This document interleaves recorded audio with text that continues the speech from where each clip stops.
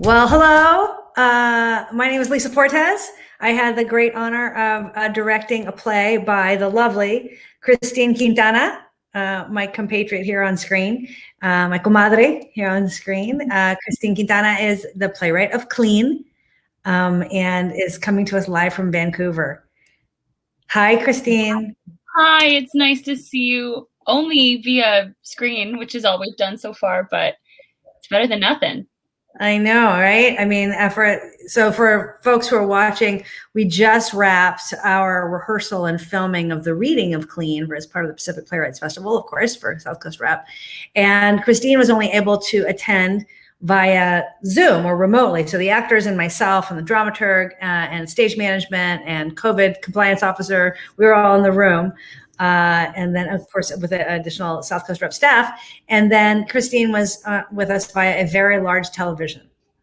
It was a very large television. It was very large. Like, was my head bigger than like life size? No, well, that's such an interesting question. No, well, I'd have to have measured it. I think it was just about life size, if not maybe a little bit bigger than life size. Oh my God, what a time to be making art. So wild. So many first times. Every new process has a new thing that you're like, oh, didn't think I'd ever do that. I know. I was going to ask you some questions about the play, but the first thing I really am curious about was, what was it like to try to, I mean, I'm assuming that's the first time you attended rehearsal that way, where people were live and you were remote. Is that correct? Yeah, like I've done a couple workshops where we were all on Zoom, which is a nice kind of equalizer, but that was the first one. And I had just done a workshop in Vancouver where we had other people remote. And so I got a sense of what that was like on the other side. But this was the first time being the only one out of the room. And it was, you know, I feel like after a year, you get used to Zoom interactions and what that's like and kind of tuning your ear to Zoom life. But it was still hard. I still just wanted to be there with you guys. Did you ever feel left out? Like, here we are kind of, I mean, because for those watching at the beginning, we were around a table. So the actors were directly in front of Christine and I was to the side. And so we were kind of like, she was like at the head of, if you can imagine, like the head of a dinner table, except it was very large because we had to be socially distanced. And so that seemed like we were able to keep a pretty regular dialogue going, right? Yeah, totally. Yeah. And then when we went to getting on our feet, Christine was kind of out in the audience in this like little laptop. And we were in the kind of Sedgerston Theater, which is a very large theater. And the actors were on stage and I was back by the video guys. Did you ever feel like left out? Totally. Well, and also like, it was like being in tech and you don't know when it's a bad time to ask a question or like, you don't want to ruin a take or something because you make a Zoom sound. So I pretty much like I had my camera off, I was muted, I was like eating chips, just like being like, Lisa's got it, it's all good. So it was odd, but it means that whatever everyone has seen for the reading, I'll be seeing it for the first time as everybody else because I didn't, the actors had their masks on and were on camera and so I couldn't really see anything. So I'm actually, there will be an element of surprise to seeing the finished reading, which I'm really looking forward to. And also, even with their masks off, because of your Zoom presence, they're blasted in terms of light, so you can't really see them, right? Yeah, everybody was totally washed out, but their voices, like everything, their conversations, their voices, I was like, oh, this is an amazing team. Like I could feel that even from here. So it's a pretty special feeling. It was very weird for me, I gotta say. And I think what I didn't do, and if we were to do it again, and I hope we never have to do it again, but if we were to do it again, I mean, I hope we get to work together in whatever capacity we can work together. But if we were to do it again, I would turn on my phone on vibrate and stick it in my pocket so that whenever you had notes, you could just text me. Oh, yeah. And I would feel it like, bzzz, and I would look at it. Because you were trying to get stuff to me afterwards. Yeah. Right, and vice versa. We didn't really have a lot of like back and forth, on this one. So I'm glad you trust me. So now I got to ask the main question, which is, where does this play come from? Where did Clean come from, Christine? And I also just want to say for those watching that the reason Christine was not able to be with us is because Christine is in Canada and you can't currently travel to the United States. Is that correct? Or you can't get back. You can come in. But you can't it's really tricky. Yeah, they have like a mandatory 2-week quarantine, as they should. And even though I am an American citizen, I still think it would have been really complicated. And kind of our cases here were blowing up at the time where it was decision time, so it wouldn't have felt responsible to come over. So yeah, and so I mean that's part of the whole thing. So I, on my dad's side, am Mexican American. I was born in Los Angeles on Tonga territory, but I'm Canadian. My mom's Canadian, and I grew up in East Vancouver, which is the neighborhood where I live now. And that kind of dual citizenship and dual heritage has always been a big part of my life. And a couple of years ago, my dad had returned to Mexico. My dad and aunt both were born in the States, but returned to Mexico, and they were both working in the hotel industry in Cancun. And a couple of years ago, I got to go visit my dad there and see where he was working. And it was very surreal because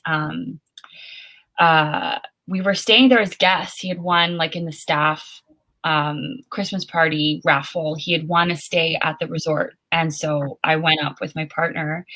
And so we stayed there, but they were working there. And so there was a weird feeling of like, and then there were, all sorts of Canadian and American guests, some behaving well, some behaving badly.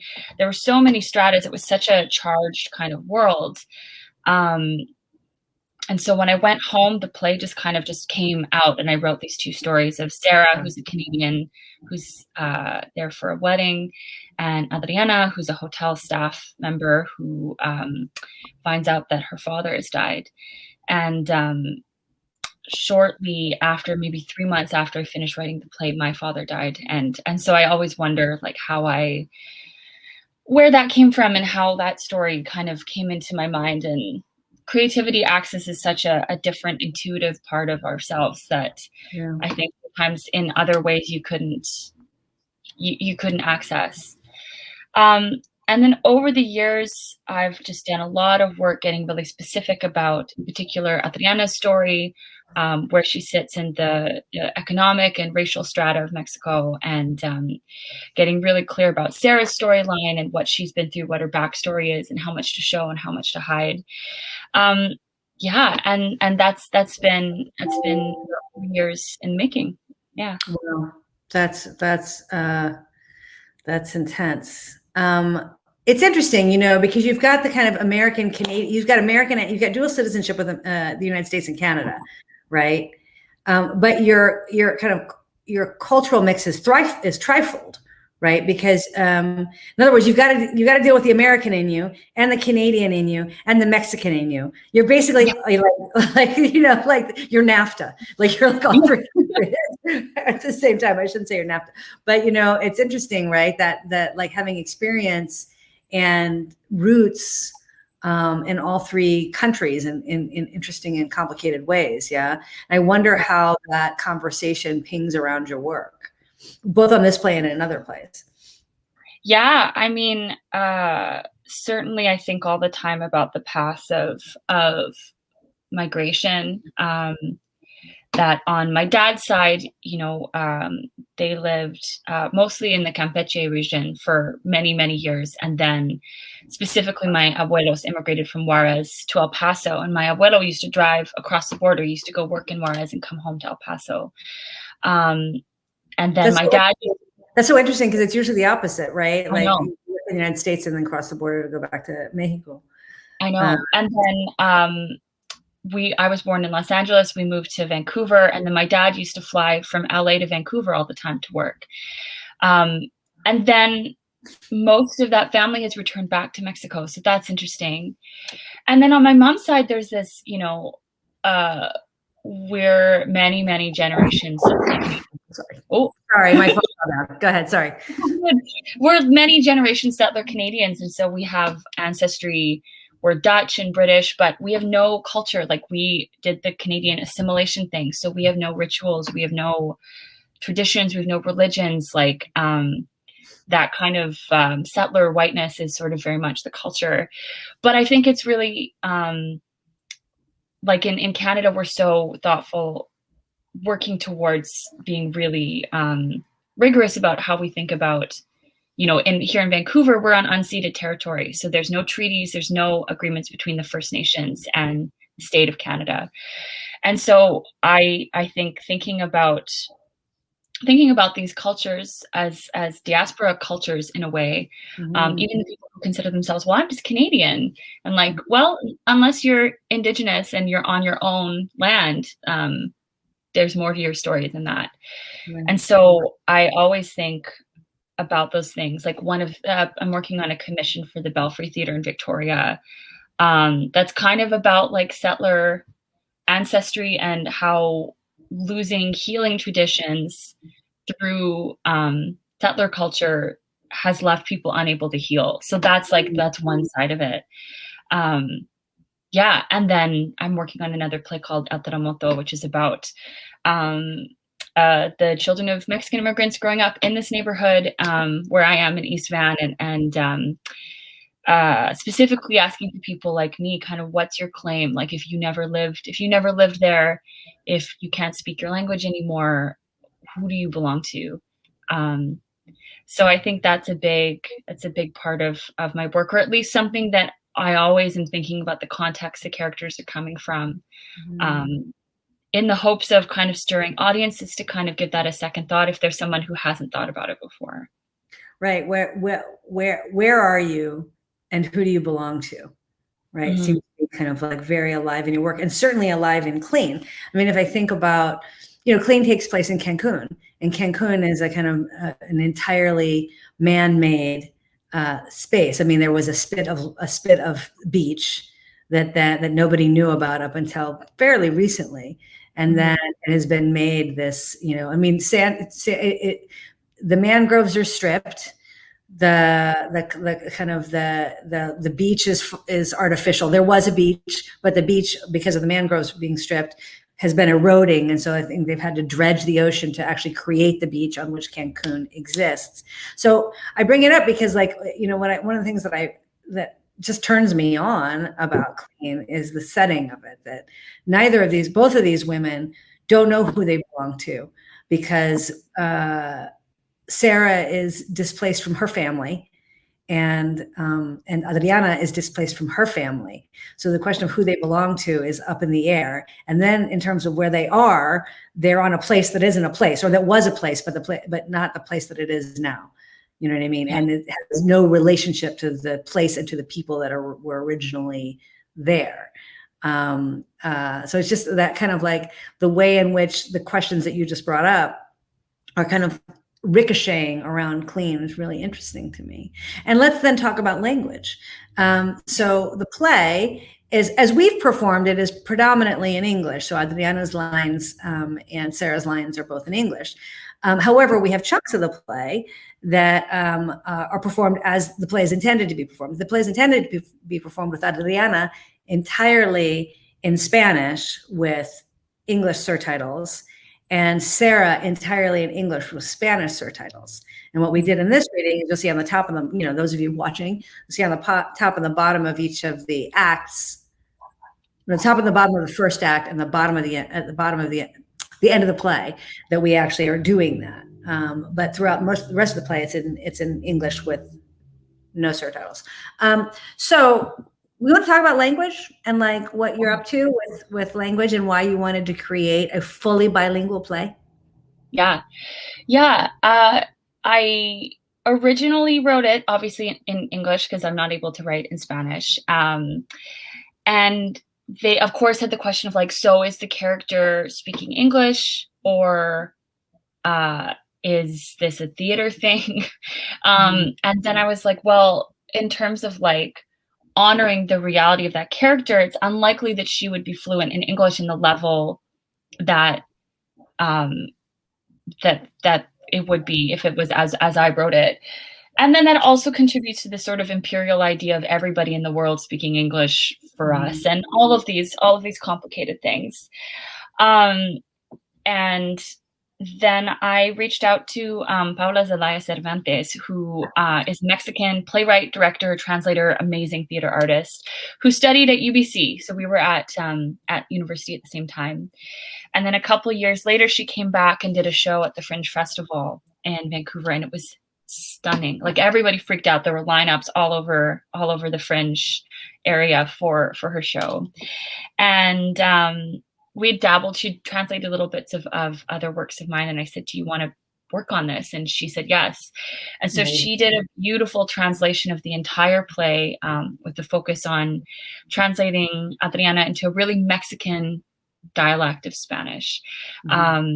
And the character, I mean, we struggled so much during rehearsal, right? Because every time you hear something in Spanish, you go, that's her, that's the character. And so it's impossible to go back once you hear it fully in Spanish. And it's interesting too, because you know, I wrote the character, the storyline, her internal life, but there's something about the way the language and what Paula has done with the character just lifts and grounds her and makes the character fully who she is, in a way that's really exciting. And then I was like, well, I don't like what it says when you have a bilingual piece that is still only catered to English speakers.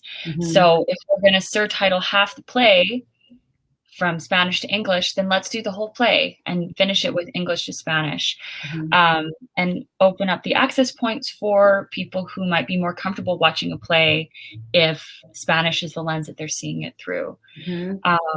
Which I think is part of a bigger question that we're certainly having in the Canadian theater industry of who is our work for, who do we want to be there? When we talk about access, like, who are we actually talking about? Right. It was so interesting, because it's one thing to know that theoretically and to actually read, you know, because Adriana had sent me a side-by-side, right? So first I got the play entirely in English, and then I got the play in a side-by-side with half in English, half in Spanish. And then we were going through the sections that we were going to do, not half in English, half in Spanish, one half of the page in English, one half of the page in Spanish, the entire play in English and Spanish, but side by side. And it's funny, as a, you know, I would say I'm not fully fluent. I'd say I'm proficient in Spanish, but I can read and speak. But there's certain things, and we struggled with this in rehearsal, right? There's certain things that we're like, God, what she's trying to say for Adriana, it's like we can translate it into, you know, because by the time, it's interesting because it went from you wrote it in English, then Paula took a pass at it and really kind of rewrote or adapted, particularly Adriana, right? To like, the storyline is yours and her thought process and et cetera is yours, but how she's expressed is now Paula's, you know? And so as we were going through and having to make difficult decisions about what was going to be in English and what was going to be in Spanish, there's just certain things that they don't really exist in English. You know what I mean? There's conceptions that once your initial idea about what she was thinking through then Paula's kind of readaptation of what she's actually thinking as a Mexican woman, then to try to go back, it's tricky sometimes, right? Yeah. And I think that, a lot of people don't understand the role of a translator, and that it's very much adaptation. And that's true all the time. Like, I just got to do, as an actor, a reading series of translation of French Canadian plays that are being translated into English. And there's some things that, like, you read in English and you go, what the hell? And then you talk to the Francophones and they're like, it's this entire cultural concept that I try to somehow bash into English, and you go, okay, there's challenges. And then other things, like even as simple as, you know, in Montreal it's the Metro, and in Vancouver it's the SkyTrain. So kind of like there's so many, it's so much more than just like what you would put in Google Translate. There's so much more than just facts, and because language is culture, right? And one thing that I think is really special to me about this piece is that it's very much Paula's as well now. And there's a connection between Paula and whoever's playing Adriana that exists, that I'll always be a little bit outside of, and I'm really okay with that. Like, I think the whole idea of the whole thing is about lenses and viewpoints, and offering audiences English and Spanish means that, like, you are literally kind of seeing through two lenses at the same time. Yeah. Yeah. Much like people watching us right now, they're watching you on one side of the screen and me on the other side of the screen. But yeah, absolutely. And I think it does a really, I mean, I can't wait to see, I can't wait to see how the reading goes and how audiences receive the reading. And then I'm excited to see the language. I'm sorry, excited to see the dual translation, and how that plays out in watching the piece. And then, I'm really excited to see how it plays out in production. I mean, you have seen how it plays out in production, and what happens? What happens to the audience? What happens? Well, we did a workshop, bilingual kind of exploration in Vancouver, and we had the creative team, which had a lot of people who just spoke English, and then we had a group of community ambassadors come in who are all immigrant women from Latin America, and they wanted so much less, like for Sarah, they wanted so much less surtitling than I thought. Because they're like, we see her, we get her, we can hear her voice, like we don't need everything, we just need enough to track the story, which is really interesting to me. And likewise, I find that for people who only speak English, everything is catered to you, like all the time. Like, you know, in Vancouver, all of our signs are in English, all of our street signs, everything.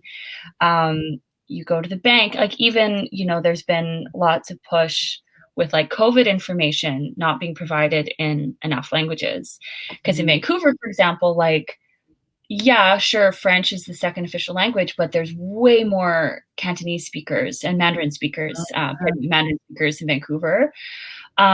So English speakers are not used to being like, oh, I got to read these surtitles fast if I want to access this character. And, you know, my provocation to, you know, my fellow English speakers is like, let's step up and like, you put the work in to access a narrative that you might not be used to accessing, because it's not being served up to you in a way that is the easiest for you.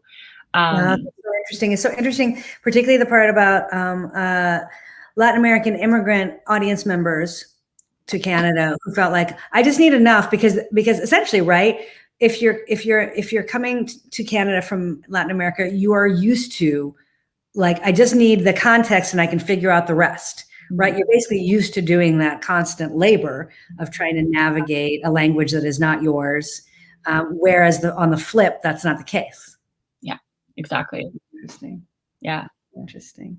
Well, I don't know. For me, the science project of it was super exciting working on this piece. And of course, you know, working with an actor, with a Mexican actress, Lorena Martinez, in the role, who is fully bilingual and who could really sit, you know, it was interesting to watch her switch and watch just little mini disorientations, you know what I mean? And switching how for her in Spanish, it came, you could just feel her like settle into her body. And in English, it's fantastic. I mean, she's a brilliant actress. But she even said like, sometimes it's so tricky to switch back and forth and maintain who I am, you know what I mean, in the character. You know, and so I think we were really blessed to have her. Absolutely.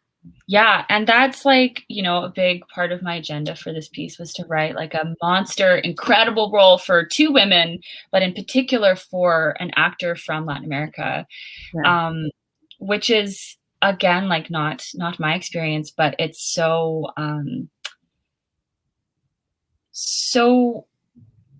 I don't know. There's something about here's two languages side by side, which is, you know, what I watched my dad doing growing up, getting on the phone, you know, with his friend, and then getting on his phone with his mom, and hearing those. I don't know. There's something so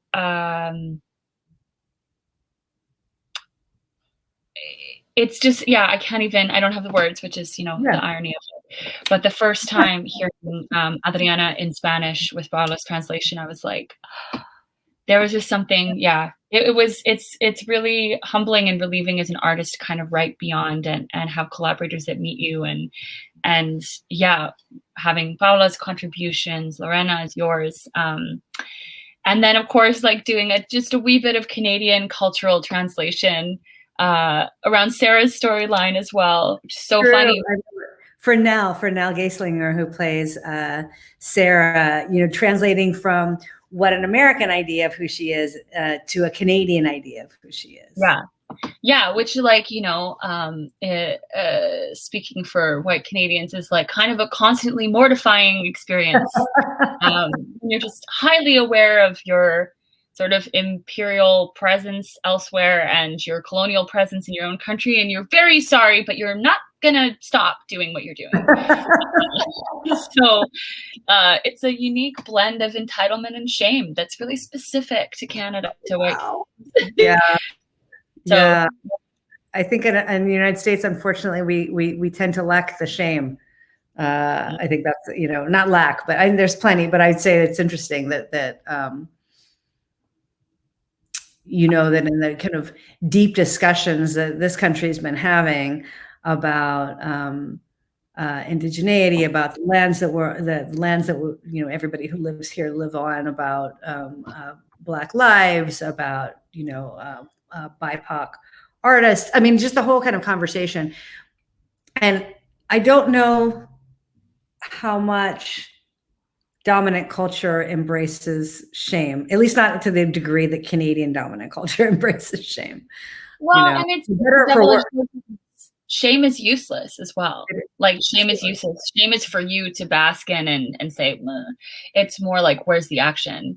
And it's interesting because the same shame is a big part of Clean as well, in terms of how, not in the bigger thing, because I think it's interesting. The conversation always drifts outward with Clean because it's such a pitch of these two women in this place, but it's actually so internal. It's so much about the events of their lives and their how trauma refracts over years and changes how they see themselves, and releasing shame in order for them to grow and move on is such a big part of both of their journeys in the play.